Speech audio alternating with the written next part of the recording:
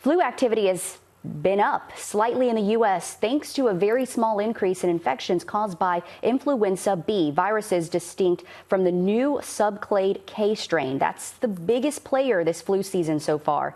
Ivan Rodriguez has more on this second peak of infections and what people need to know at home. If you thought flu season was over, think again. We're actually seeing activity come back. Dr. Caitlin Rivers with Johns Hopkins Bloomberg School of Public Health says the country is seeing an increase in cases of flu B, primarily among children aged 5 through 17.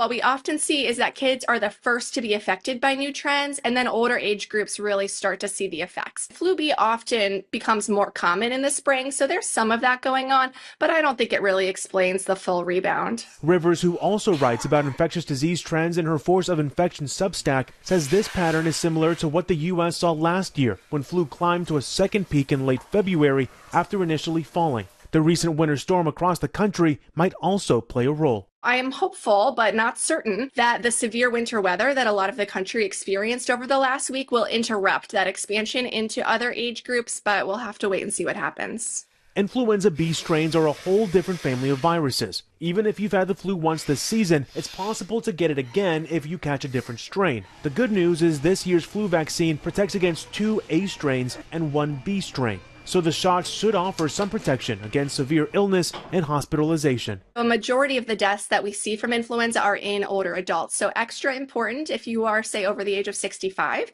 that you get your flu vaccine and that you're careful during flu season to protect yourself.